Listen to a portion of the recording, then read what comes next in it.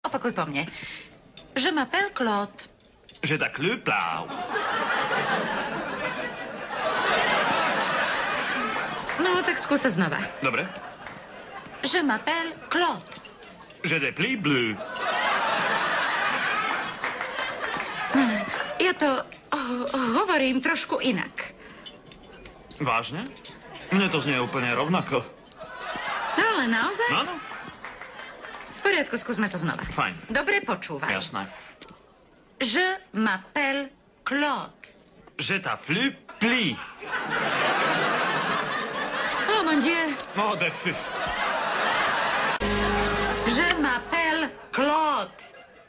J'ai du Claude mu. Nie! Dobre, skúsime si to rozdeliť.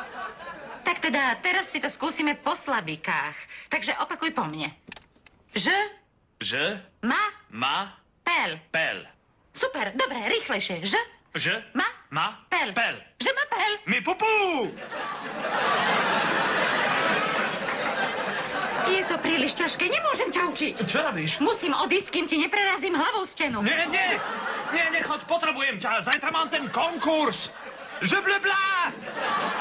Me la pi! Au bla!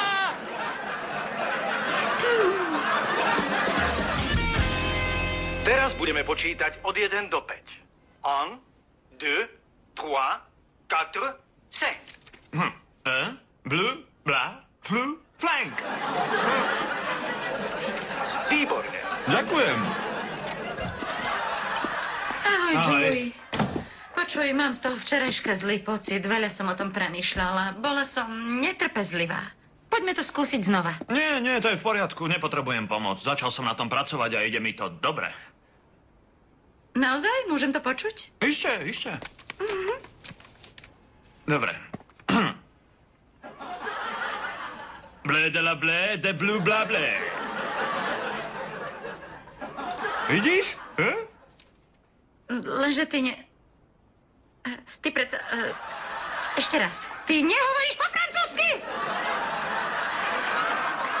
Ja si myslím, že hovorím a mám pocit, že tú rolu dostanem. Ako si niečo také môžeš myslieť? Pretože ten chlap na kazete mi povedal, že výborne.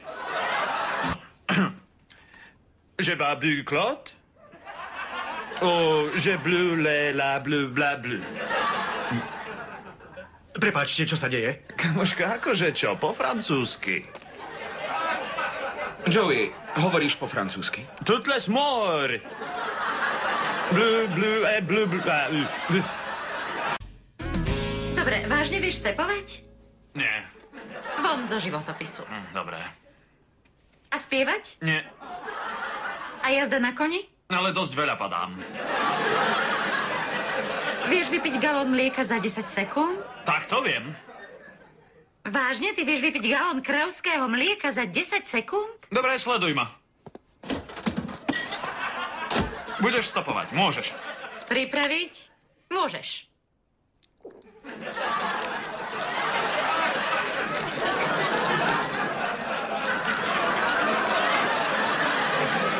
Slovenské znenie pre televíziu Markíza pripravilo štúdio Roko.